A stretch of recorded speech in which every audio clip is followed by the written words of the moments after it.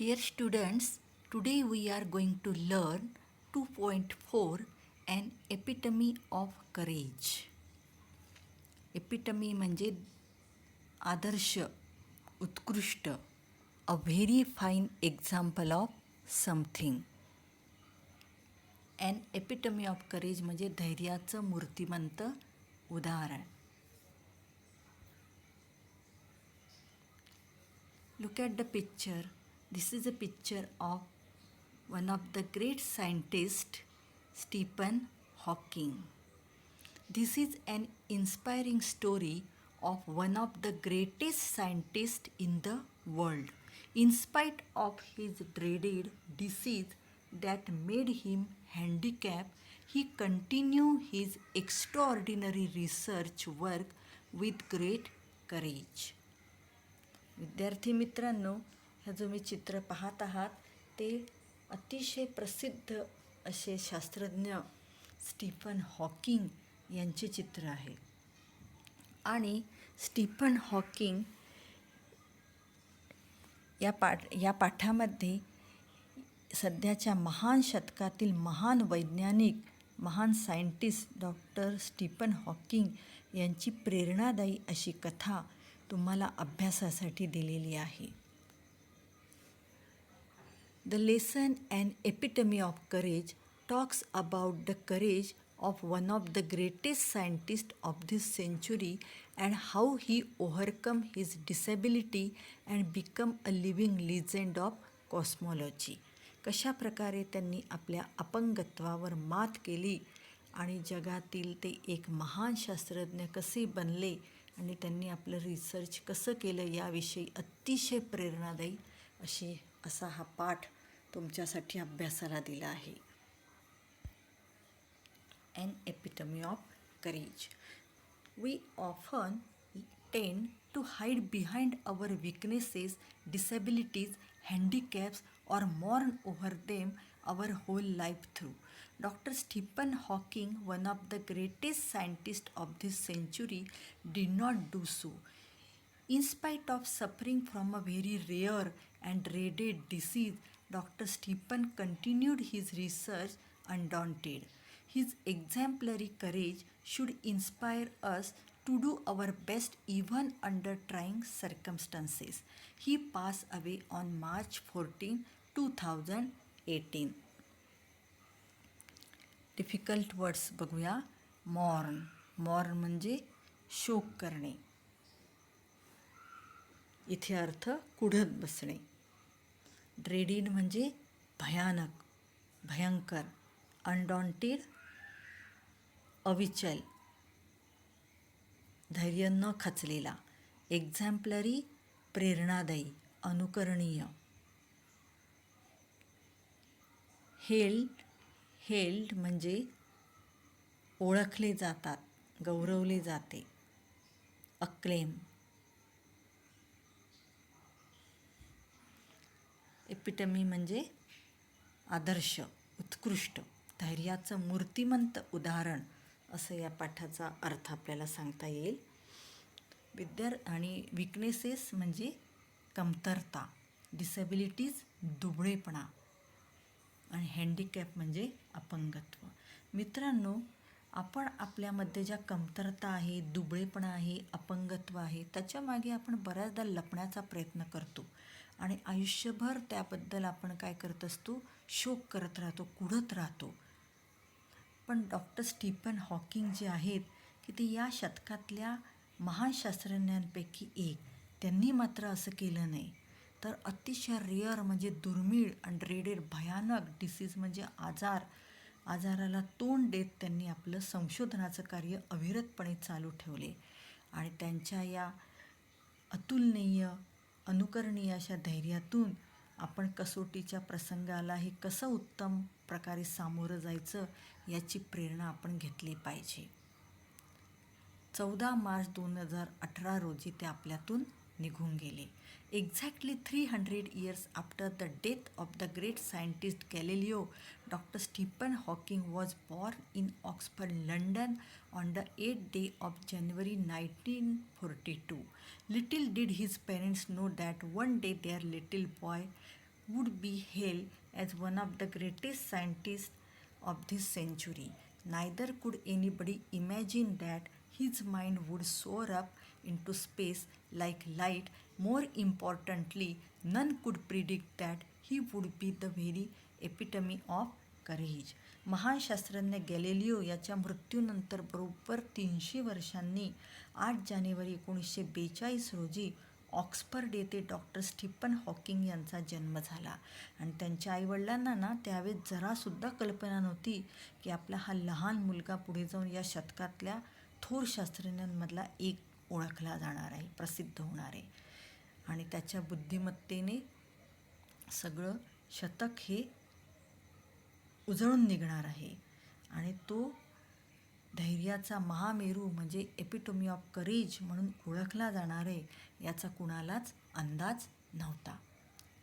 Courage is a wonderful thing. It is that quality which makes people not lose heart when faced with a great calamity. He would not be an exaggeration to say that Dr. Stephen Hawking, a living legend of cosmology, is the very personification of courage and hope. Except his mind, his whole body is bound to a wheelchair thanks to a cruel quirk of fate, yet B is one of the greatest scientists of this century. Cosmology म्हणजे विश्व उत्पत्ती शास्त्र आणि क्वेर्क of फेट म्हणजे अनपेक्षित वळण किंवा दैवाचा फेरा. दुसऱ्या पॅराग्राफचा अर्थ बघा. करेज ही एक अतिशय विलक्षण अशी गोष्ट आहे आणि हा गुण जर अंकी असेल तर मनुष्य भयंकर अशा संकटांना पण सामोरा जाऊ शकतो. डॉक्टर स्टीफन हॉकिंग हे विश्वनिर्मितीशास्त्रातील म्हणजे कॉस्मॉलॉजीतील एक लिजेंड म्हणजे आख्यायिका आणि धैर्य आणि आशावाद याचं मूर्तिमंत ते रूप होय आहेत असं म्हटलं तर एक्झॅगरेशन म्हणजे अतिशयोक्ती ठरणार नाही.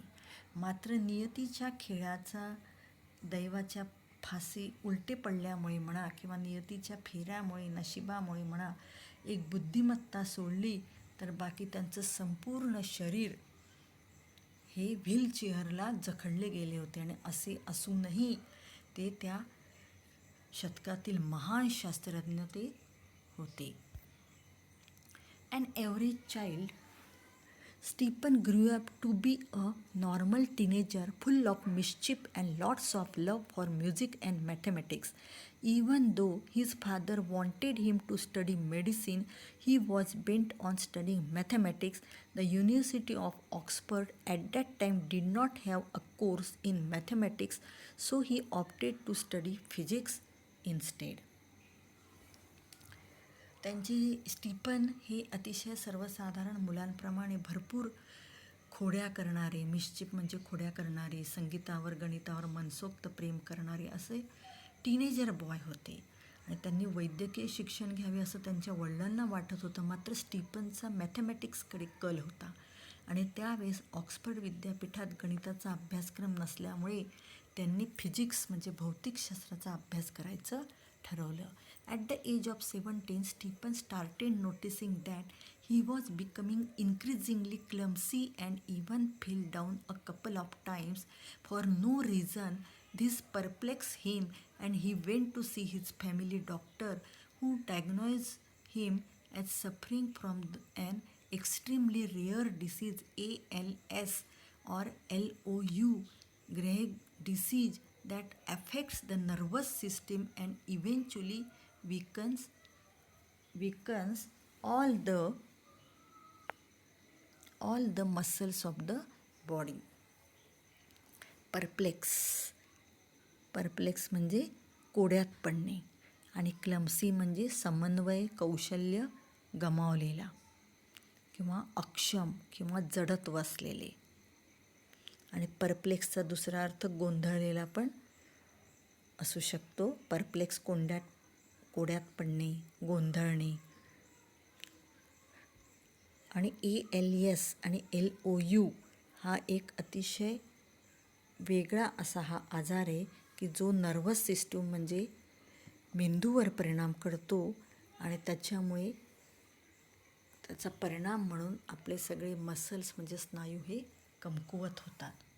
17 वर्षांचं असताना स्टीफन यांना आपल्या हालचालीत जडत्व जाणवू लागलं आणि 1-2 वेळा ते कारण नसताना तोल जाऊन पडले पण खाली आणि त्याच्यामुळे ते गोंधळून गेले आणि त्यांनी आपल्या फॅमिली डॉक्टरांचा सल्ला घेतला आणि तेव्हा त्यांनी असं डायग्नोज म्हणजे असं निदान केलं की त्यांना एक रेअर म्हणजे अतिशय दुर्मिळ असा डिसीज आजाराने ग्रासले ALS किंवा LOU ग्रेहिक डिसीज या नावाच्या त्या आजारात नर्वस सिस्टीम म्हणजे मज्जासंस्थेवर परिणाम होतो आणि अखेरीस शरीरातले सगळे स्नायू कमकुवत होतात. Stephen says that even as a child, his muscle coordination was nothing to write home about. He recollects that his handwriting would send his teacher into a fit of frenzy, nor was he inclined towards sports. Nevertheless, his disease came as a bolt from the blue. Fit of frenzy म्हणजे खूप राग येणे, संताप येणे आणि a bolt from the blue अनपेक्षित धक्का बसणे. बघा, लहानपणी त्यांच्या स्नायूंचा समन्वय काही चांगला नव्हता आणि त्यांचे शिक्षक जे होते ते सुद्धा त्यांच्या हस्ताक्षरामुळे खूप त्रस्त व्हायचे अशी आठवण स्टीफन सांगतात. आणि खेळांमध्ये पण त्यामुळे त्यांना रुची नव्हती आणि असं असलं तरी ह्या आजार झालेल्या ही बातमी त्यांना एकदम हादरवून टाकणारी होती. How much time he had left on this planet was very uncertain. The prognosis was bad and the doctors said they could not do much. Undaunted, Stevens decided to continue his research and even got engaged to a Jane Wilde. Hawking says that, ironic as it may sound, it is at this dismal stage he began enjoying life the most. This, he says, was because he started living life for the moment and continued his doctoral research work with renewed vigor. Vigour म्हणजे उत्साह, जोम. आणि undaunted आपण पाहिले धैर्यवान, अविचल. आणि prognosis म्हणजे आजारातून बरे होण्याचे निदान. या पृथ्वीवर म्हणजे या प्लॅनेटवर ते किती काळ राहणारे याची काहीच शाश्वती नव्हती. रोगाचे पूर्वनिदान पण वाईट होते आणि डॉक्टरांच्या म्हणण्यानुसार आता काही करता येण्यासारखे नव्हते. तरीही खचून न जाता स्टीफनने आपलं रिसर्च चालूच ठेवलं आणि जेन वाईल्ड नावाच्या मुलीशी त्यांनी साखरपुडा पण केला, एंगेजमेंट केली. ऐकायला आपल्याला उपरोधिक वाटेल, पण हॉकिंग म्हणतात की याच अशा काळामध्ये ते जीवनाचा सर्वाधिक आनंद घेऊ लागले होते आणि याचे कारण त्यांनी या क्षणापुरतं जगायला सुरुवात केली होती आणि डॉक्टरकीचे संशोधन पण नव्या जोमाने त्यांनी सुरू केले होते. In the meanwhile the disease worked its way up into Stephen's body and left him disabled. He began studying the concept of black holes. He get his PhD by this time. He was confined to a wheelchair and was rapidly losing control of his hands and speech. The study of the black holes sparked his imagination with bright ideas. He made many epoch-making statements that shook established theories. Scientists believe that the universe began with a Big Bang. To explain this concept better, Stephen invented what is known as Lie algebra. Confined to म्हणजे खिळून राहणे. Epoch making म्हणजे युगप्रवर्तक. Epoch making म्हणजे युगप्रवर्तक. दरम्यानच्या काळात in the meanwhile त्या आजाराने त्यांच्या शरीराचा पूर्ण ताबा घेतला आणि त्यांना बऱ्याच अंशी अपंग केलं आणि PhDसाठी त्यांनी ब्लॅक होल म्हणजे कृष्णविवर या संकल्पनेचा अभ्यास करायला सुरुवात केली. आता ते व्हीलचेअरच्या मदतीनेच सगळं करू शकत होते आणि त्यांच्या हातांवरचे आणि बोलण्यावरचे नियंत्रण पण कमी होऊ लागले होते आणि कृष्णविवरांच्या अभ्यासाने त्यांच्या कल्पनाशक्तीला नवीन नवीन नवीन कल्पना त्यांना सुचायला लागल्या आणि त्यांनी अनेक केलेल्या युगप्रवर्तक विधानांनी आधीच सिद्ध झालेल्या सिद्धांतांना काय केलं, हादरवून टाकलं. आणि शास्त्रज्ञांच्या मते या विश्वाची निर्मिती एक प्रचंड विस्फोट म्हणजे बिग बॅंगहून झालेली आहे. आणि ही संकल्पना अधिक चांगल्या प्रकारे स्पष्ट करण्यासाठी स्टीफन हॉकिंग यांनी लाई अल्जेब्राचा शोध लावला. विद्यार्थी मित्रांनो, चित्रात तुम्ही बघतच आहात स्टीफन हॉकिंग हे व्हीलचेअरवर आहेत आणि तरी पण त्यांचा चेहरा बघा आपल्याला किती हसरा दिसतो आहे, म्हणजे ते आशावादी होते. Through confined to a wheelchair with no control over his body save a finger and with a computer to help him express his thoughts, Dr. Hawking is an authority on profound subjects of science. Numerous honorary doctorates and awards have been bestowed him. He is a fellow of the Royal Society. बेट्सो on म्हणजे बहाल करणे, देणे, सन्मानाने देणे.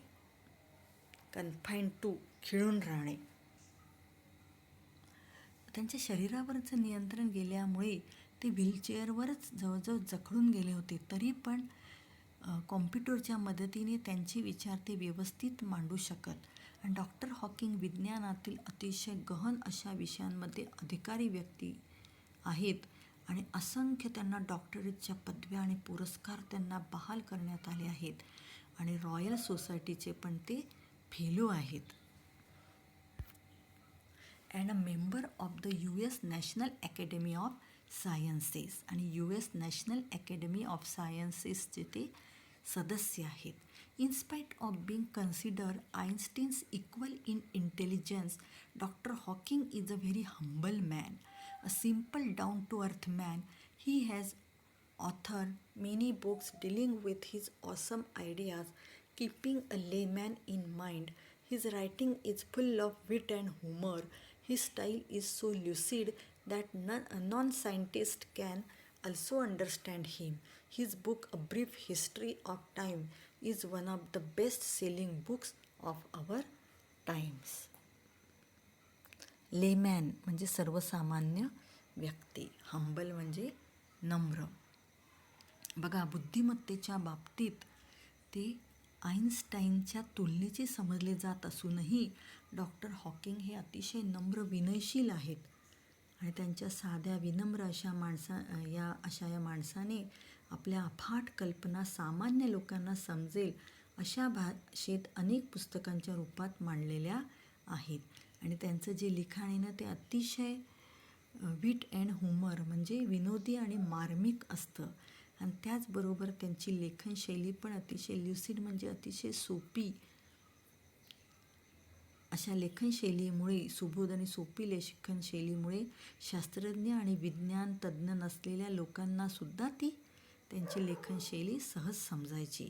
त्यांचं पुस्तक जे आहे a brief history of time म्हणजे काळाचा संक्षिप्त इतिहास, हे त्यांचे पुस्तक त्या काळातल्या सर्वाधिक विक्री गेलेल्या पुस्तकांमधलं एक आहे.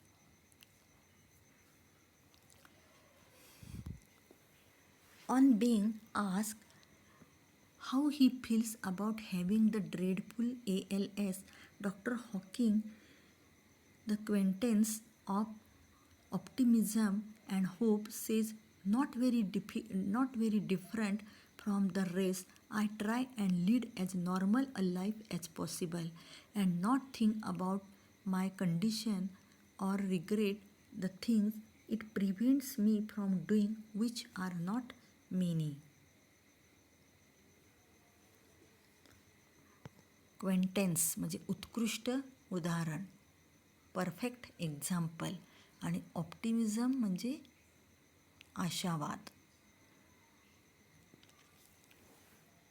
बघा, ALS सारखा भयंकर आजार आपल्याला झालेला आहे, याविषयी त्यांना काय वाटतं असं त्यांना विचारलं असता आशावाद आणि सकारात्मकतेचं उत्कृष्ट उदाहरण असलेले डॉक्टर हॉकिंग म्हणतात की इतरांपेक्षा फार वेगळं वाटत नाही. शक्य होईल तितकं सामान्य आयुष्य जगण्याचा मी प्रयत्न करतो, म्हणजे नॉर्मल लाईफ जगण्याचा मी प्रयत्न करतो. आणि त्याबद्दल ते दुःख, रिग्रेट म्हणजे दुःख वगैरे मुळीच करत नाहीत. माझ्या शारीरिक स्थितीबद्दल मी विचार करत नाही. मला ज्या काही थोड्या गोष्टी करता येत नाहीत त्याबद्दल मी दुःख करत नाही. Doctor Hawking firmly believes that in the next millennium science will discover the core secrets of the universe, its origin, its history and may be even predict its ultimate demise. Ultimate demise म्हणजे अंतिम मृत्यू. Doctor Hawking म्हणतात, म्हणजे त्यांना असं वाटतं, त्यांचा असं विश्वास आहे की पुढच्या येणाऱ्या 1000 वर्षांमध्ये विज्ञानाला विश्वाची मूळ रहस्य ही उलगडता येतील. आणि या विश्वाचं ओरिजिन म्हणजे याचा प्रारंभ, उगम, इतिहास, विश्वाचा अंतिम नाश कधी होणार आहे हे पण कदाचित याचं पण अंदाज विज्ञानाला वर्तवता येईल, असं डॉक्टर हॉकिंग यांचे ठाम मत आहे. Like doctor Hawking, there are many people who display exemplary courage in their lives. Let's salute all those brave people who in spite of being disabled strive to do their best. Doctor Hawking यांच्याप्रमाणे मित्रांनो असे अनेक लोक आहेत की जे आपल्या आयुष्यात अतिशय आदर्श, अनुकरणीय असे धैर्य दाखवत जगत आहेत आणि आपल्या अपंगत्वावर मात करत अलौकिक कार्य करणाऱ्या अशा सगळ्या हिम्मतवान व्यक्तींना, आदर्श अशा व्यक्तींना शतशः प्रणाम. विद्यार्थी मित्रांनो, डॉक्टर स्टीफन हॉकिंग यांचं उदाहरणातून आपण हा बोध घेतला पाहिजे की किती कठीण परिस्थिती असो त्यातून मार्ग काढत आपण आपले ध्येय हे प्राप्त केलं पाहिजे. हीच शिकवण आपल्याला याच्यातून मिळते. डॉक्टर हॉकिंग यांनी आपल्याला जीवनाकडे पाहण्याचा त्यांचा जो दृष्टिकोन आहे तो आपल्याला नक्कीच प्रेरणा देणारा ठरेल असे मला वाटते.